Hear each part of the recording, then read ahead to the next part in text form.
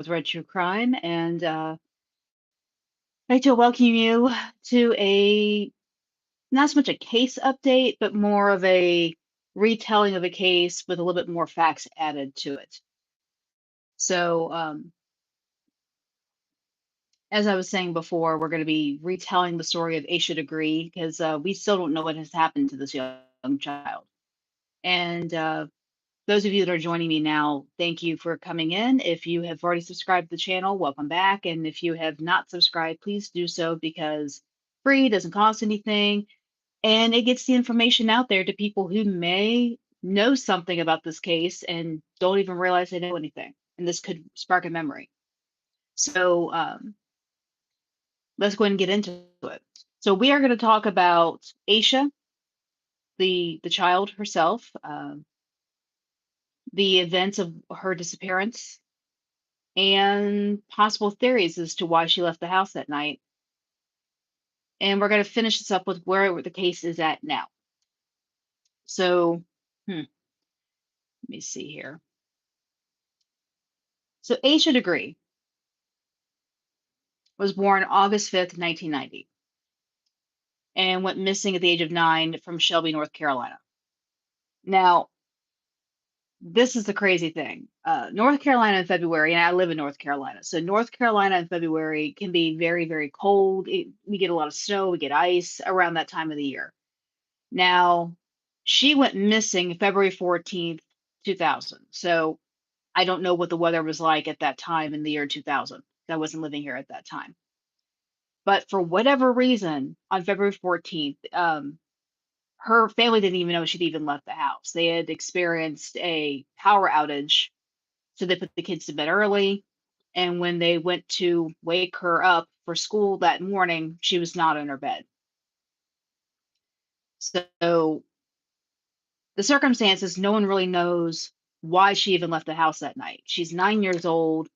Um, she was, not, I don't want to say use the word sheltered, but she was very protected. She didn't have complete access to the internet. Her life evolved around school and church and family. So she was very limited to strangers. She didn't get around a whole lot of people. So, why she left the house that night is nobody knows because she wasn't abducted from home. She did leave. Um, she did leave of her own accord. And, some thought maybe she may have been sleepwalking, but the fact is that she had her backpack packed and she took it with her and she locked the front door behind her when she left. So there is that. Um, that was one theory. Another theory was that the parents did away with her, but that doesn't make any sense because there were witnesses to seeing her walking on Highway 18 away from her house uh, early that night, like at 3 in the morning. So that wasn't the case either. Now, one seems to think that maybe she was being groomed, but we don't know how that could have even happened because she didn't have access to the internet and family just protected her all the time. So to this day, we do not know why she left the house, but we do know she left of her own accord and then she took a key and she locked the door. So we do know she left of her own accord. Now, was she abducted? That's one of the other theories too, because there were witnesses saying that they saw her getting pulled into a green, old 1960s style green car. But we'll get to that car here in a moment. Now, the final theory is to why she left the house. Some think maybe she was acting out something in a book that she was reading at the time. And that's a good possibility. Maybe her imagination, kids get up to all kinds of things. She was 9, so who knows what she was reading at that time. But, again, we don't know why she left the house. But her parents, a little bit more background. Harold and Akila Degree married on Valentine's Day in 1988. Their son O'Brien was born a year later, and Aisha was born in 1990. And the Degrees raised both kids in their home on Oakcrest Drive in a residential subdivision. What? Who? We're talking about Aisha Degree. So they were in north of Shelby, North Carolina, which is like kind of in the Charlotte metropolitan area. So both worked regular jobs. Harold worked at the docks. She and Akila worked at a manufacturing place making pianos. Uh, and the kids took care. Oh, that's okay. And the kids took care of themselves after school. So they were latchkey kids, you know. And if you're not familiar with that term, it was one that was term that was used when I was in school about kids who would, you know, basically go home and, you know, to an empty house, but they had a key to get in. They'd chill out, wait till mom and dad get home. So thank you all for joining. I'm going to say hi to everybody who's popping in now. We are talking about the Asha Degree case. So not any real update to the case, but there's been more information that's come out. So I'm going to try and put it all into one capsule. Now, Asha was in the fourth grade at Fallston Elementary School, and they were going into a 3-day weekend on the second week of February. And Cleveland County schools were closed Friday, February 11th because of the weather. So again, everything was normal. Nobody had any reason to think that she was going to disappear. So on February 13th, that Sunday, the kids went to church and went to a relative's house and then went home. And around 8 p.m. that night, both children went to bed and they shared a room. So she and her brother shared a room. And almost an hour later, the power went out. So around 9 o'clock that night, the power goes out in the whole neighborhood. And there was a car accident nearby, which is what got the power off. Power came back on around 12:30 a.m. At that time, the dad went and checked on the kids and saw both of them in bed. Checked again shortly before he went to bed at 2:30 in the morning, and the kids were still in bed. So it's thinking like right after that, around 3 a.m., that she took off. So her brother, O'Brien, recalled hearing her bed squeak like she was getting up, but he didn't bother to like investigate it at all. And he just assumed it was just her, like, you know, shuffling around in bed. Now she got out of bed, took her backpack, and had packed it with several sets of clothes and personal items and left the house. Now they're saying between 3:45 and 4:15 in the morning. Now a truck driver and a motorist saw her walking along Highway 18 in a long sleeve white t-shirt and white pants just north of its junction with Highway 180. Now I couldn't really tell you where these roads are because I am nowhere near Charlotte. So, and I don't know that area very well at all. Now, they did report her missing, or they report what they saw, like these motorists reporting to the police after they saw the news article on the news that this kid was missing. Now, here's my thing. I'm going to talk about this right now. You see a 9-year-old child in the middle of the night going through a hellacious rainstorm and bad wind, and you're just going to keep driving. You're not going to stop and say, why is this kid on the side of the road walking in the rain? I mean, I would, but you know, people just want to mind their own business, I guess. So now it did say one motorist did turn around to talk to her and she got spooked and ran into the woods. But when the mom got up around 5:30 that morning to go check on to get the kids up for school, that's when she noticed the girl was gone. They all went out looking for her, then they called the police. So the police were there by like 6:40 in the morning. They had police dogs out looking for her, didn't find anything. Now, on February 15th, candy wrappers were found in a shed at a nearby business along the highway near where Asha had been seen running into the woods. Now, along with them were a pencil, a green marker, and a yellow hair bow that were identified by her parents as belonging to her. They also found a photograph of a black girl around Asha's age who was yet to be identified.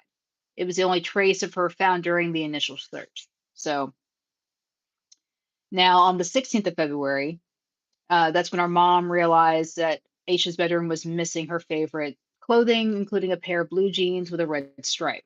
A week later, the search was called off, and about 9,000 man hours have been invested in the search. And they did a 2 to 3 mile radius around. And then flyers were posted, and there's been billboards, and there's been all kinds of things. So let's get to the later developments. Now, there was a news conference February 22nd of the year 2000, and this the long range. He was going to do a long range with a search of Asia.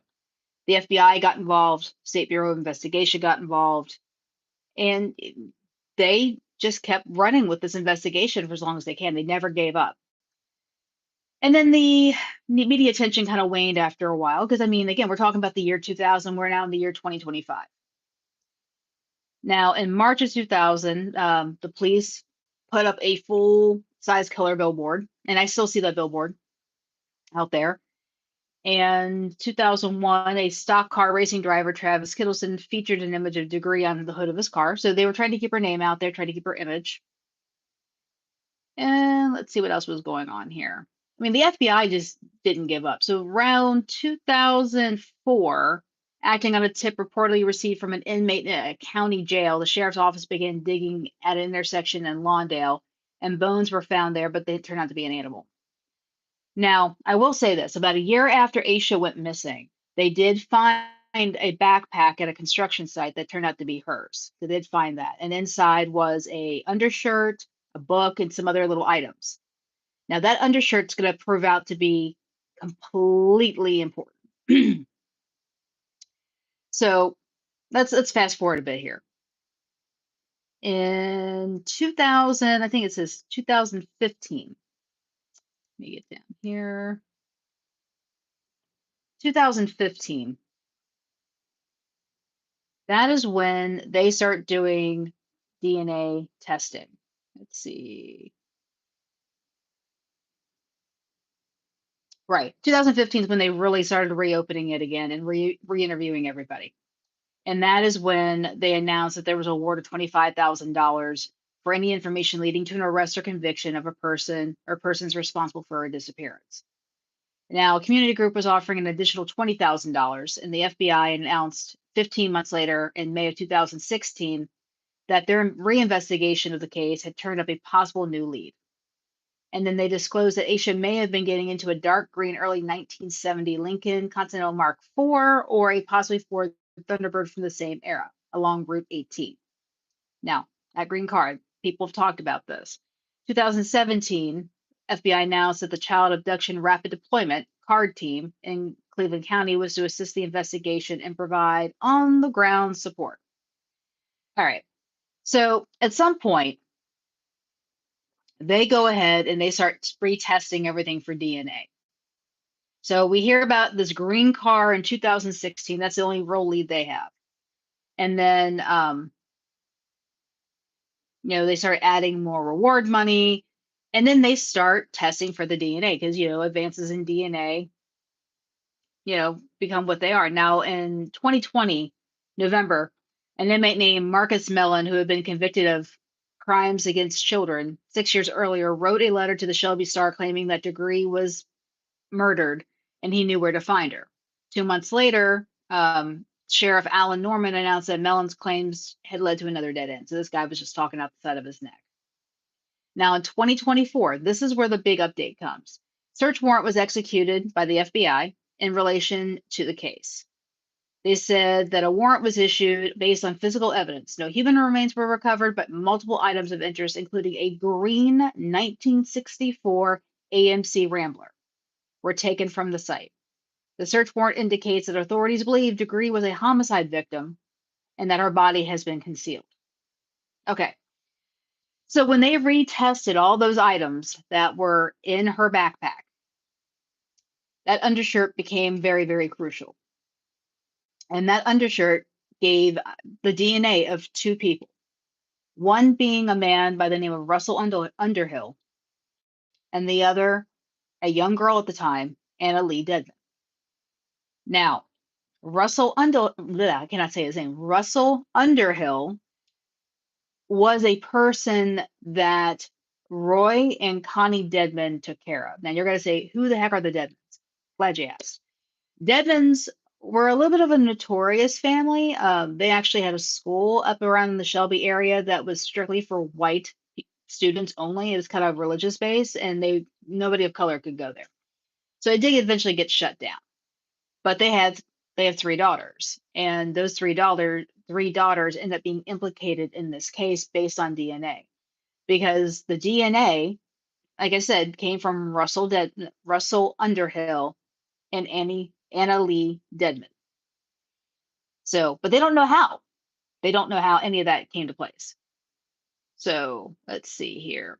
Now, in her book, in her backpack, they did reveal that they found a McElligot's Pool, a children's book by Dr. Seuss, which she had borrowed from the school library, and a New Kids on the Block concert T-shirt.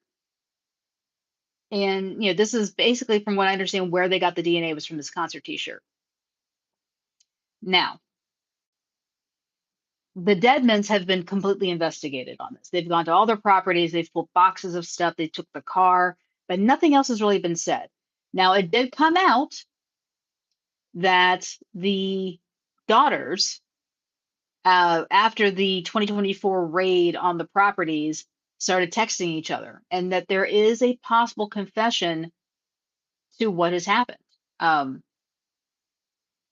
I'm going to pull up these texts right now. Let's see.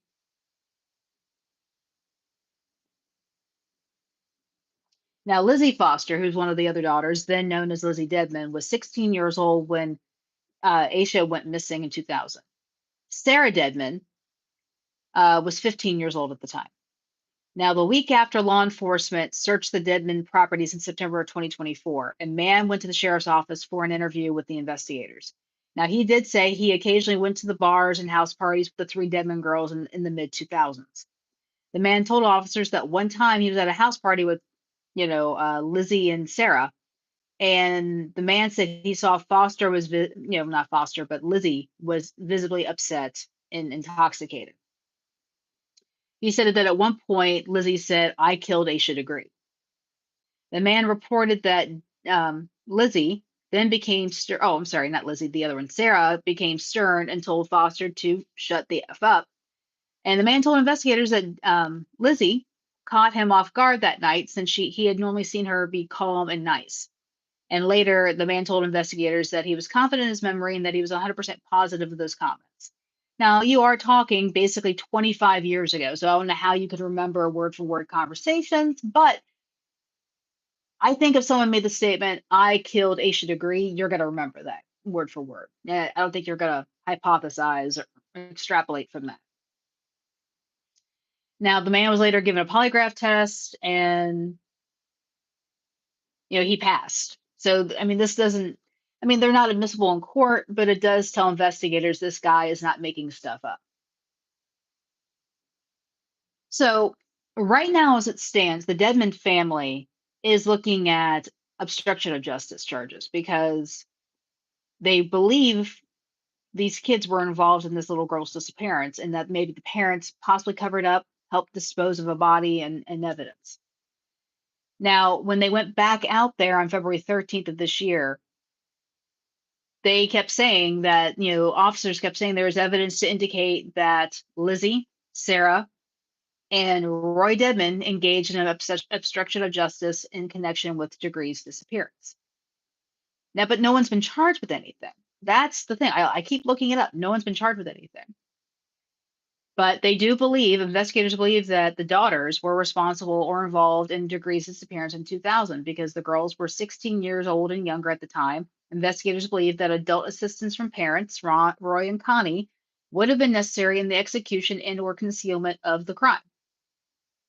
So now Roy and Connie have been identified as suspects in 2024. And then after she went missing, her backpack was discovered in Burke County, more than 30 miles from where she was last seen. So I don't know. But they said two of the items of the backpack returned evidential results, DNA linking Anna Lee Deadman and a man named Russell Underhill. Now, again, Anna Lee was 13 at the time when Asha went missing. Underhill was like in his 50s. Now, he was somebody that had massive health issues and was actually under guardianship with the Deadmans. Roy and Connie Deadman were guardians of Russell Underhill, but he passed away in 2004, 2005. So can't get any information out of him at this point. But the daughter's text, let's get to that. So this is a conversation between Lizzie and Sarah. So Sarah says to Lizzie, "They think it's our shirt. It's not her shirt." And then Sarah to Lizzie, "Her mom said it wasn't hers." Sarah to Lizzie, "I don't remember that shirt. I'm scared though. Dad is probably going to be a huge suspect." And then you've got Anna Lee. Lizzie, you don't need to be talking to anyone. I'm at the lawyer's office now. Anna Lee again. They advise we should not talk to them. Anna Lee says without representation. And this is Lizzie to her ex-husband. So she's no longer married. This is going to get nothing but worse. I'm talking to my doctor at 5 to get something for my nerves. I'm just so worried, so worried. I mean, it's a nightmare that's going to keep getting worse. I can see nothing good happening anytime soon, and I'm an optimist. Ex-husband, oh no, I hate it for y'all. And then she says, there's no way this is going to be okay. And then we've got Lizzie and Sarah again. I just talked to David Teddy, that's the family lawyer. The theory is I did it. Accident covered it up. And this is Sarah to Lizzie, no. Why would it be you? And then Lizzie to Sarah, that's what he said. And then we've got Lizzie talking to her ex-husband again. I feel so horrible, so horrible. I don't know what to do. I caused this. Ex-husband, no, you didn't. Then we've got Lizzie to Sarah. Hey, is everybody mad at me? And Sarah says, nobody is, Lizzie. And then Sarah says, this is not your fault. Now, about 2 weeks later, we've got some new ones here. And then this is Lizzie to Sarah. I'm just so anxious about like what's going on behind the scenes. Like, what are they doing now? What's going to happen to me since I wouldn't talk to them? And this is where Lizzie is referencing when she was approached by law enforcement on September 28th, 2024, and she refused to speak to them. And then she says, I'm afraid it's going to get worse. Well, he told me it's going to. Now, her sister, Sarah, says, I know, girl, I'm a disaster. I think if they come at you again, you just go and be compliant.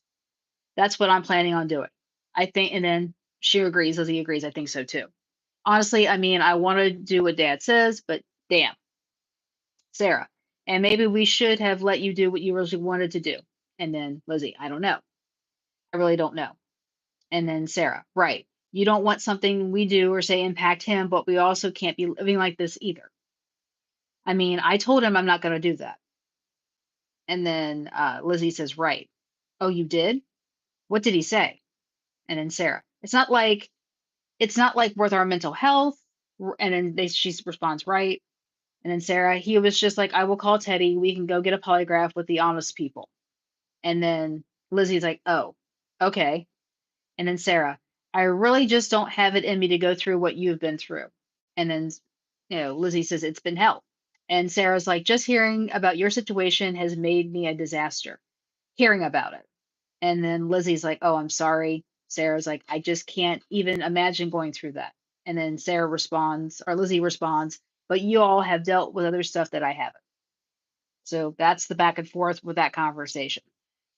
So between the guy at the party saying he heard Lizzie say, I killed Asha Degree, and this back and forth, I don't think there was anything malicious if they are involved, which you've got DNA showing at least one family member being around Aisha, and they had no connections, no church, no school. There was nothing connecting these families together at all. But I do think, just reading through all this, that if the older ones are involved, it was most likely an accident. They panicked and they cleaned up the situation. I think that's what's really happened. But my thing is, you got to come clean. This child's been missing for 25 years. Her parents, her brother, her rest of her family, friends, nobody's had closure for 25 years because they're always wondering, where is she? What has happened? You know, and you can't hide something like this. You have to come forward and you have to be honest. So that is where we're at now. Now, the FBI just announced, and congruent with the State Bureau of Investigation for North Carolina, they have now raised the reward for information to $75,000. $75,000. I mean, they are convinced that Aisha is no longer alive, but they are begging anybody who has any information that can lead them to who is actually responsible for Aisha's disappearance and or homicide, you get $75,000 if it leads to a conviction. What you know, $75,000. Now think about that.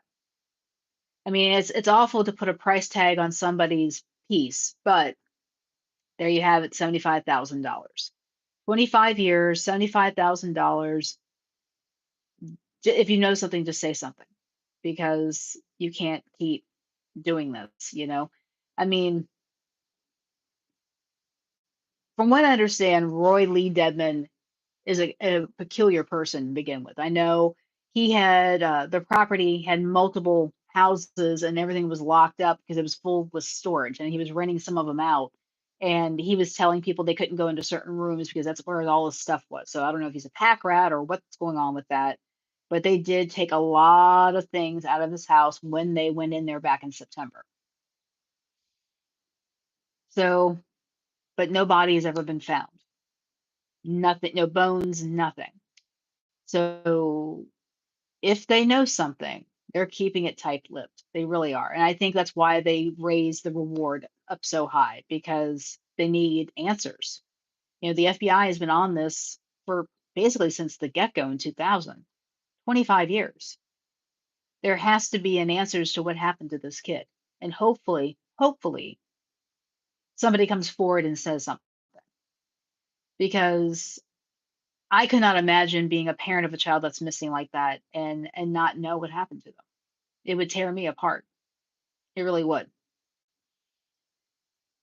Oh. So, like I said, the FBI seems to have their eyes on the Deadmans. I gotta believe maybe the Deadmans are involved, especially with DNA pointing to the Deadmans and the green car and everything else. So, if somebody would just come forward with that last bit of evidence they need, then this whole thing can be finished. That's all I'm gonna say. So, this is Rebecca with Red True Crime. I'd like to thank you again for tuning in, and thank you so much for listening to what I had to say tonight. If you've not subscribed to the channel, please do so. It's free, doesn't cost anything, and gets this information out to somebody else that might actually know something. So subscribe, like, and share, please. And have a great evening. And thank you for tuning in. This is Rebecca. I'm out. Goodbye.